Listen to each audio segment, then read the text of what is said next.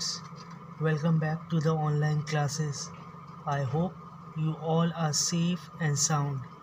Today we are going to start with the second chapter in physics, that is physical quantities and measurement.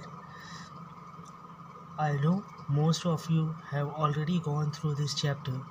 Let us start with an introduction. Measurement is the best tool that a scientist has. Measurement is the determination of the dimensions, quantity, or capacity of an item. To measure physical quantities such as mass, time, length, etc., we use units. A unit is a fixed quantity used as a standard for measurement. We use different parameters and measuring devices for the accurate and precise measurement of quantities, even in our day-to-day activities.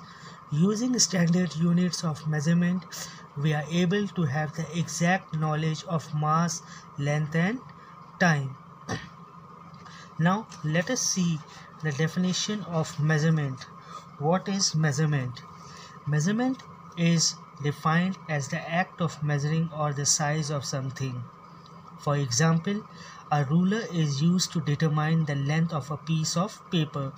If I want to find out the length of a piece of a paper, definitely I am going to use a ruler to find out the length of a ruler. Now let us come to another topic, that is magnitude. What is magnitude? Magnitude refers to the size of an object or its speeds while traveling. It can be calculated. How we are going to calculate magnitude? Magnitude of the given quantity is expressed as magnitude is equal to number of times the unit is contained in the quantity into unit. Example 4.82 kg. I hope it is clear to everyone. Now, whenever you used to talk about a word measurement, it means to find out the mass of a given quantity. So the first thing that arises is, what is mass? I hope every one of you know what is mass. Mass is the amount of matter present in an object. Now, let us take an example of a marker. If the mass of this pen is 50 gram, so what is 50 gram over here? It is the amount of matter present in a marker. Whatever amount of matter is being used to make this marker, that is called mass. Let us talk about basic things regarding mass.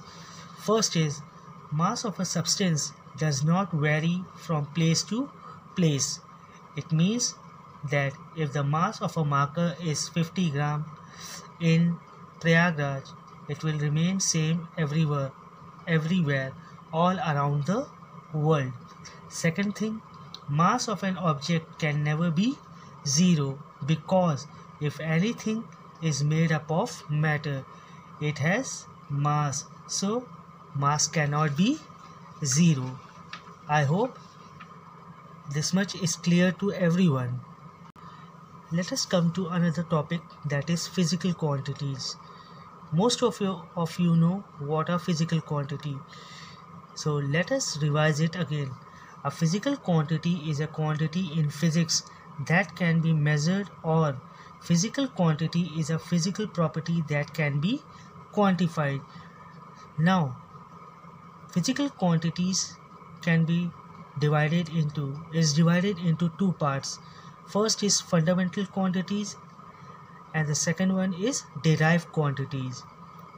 But in this chapter we are going to go through only fundamental quantities.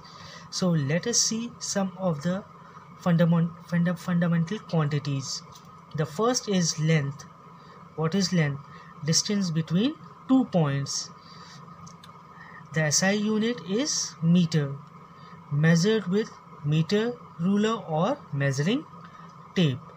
Second is mass. It is the quantity of matter contained in the body. The SI unit is kg. It is measured with electronic or beam balance.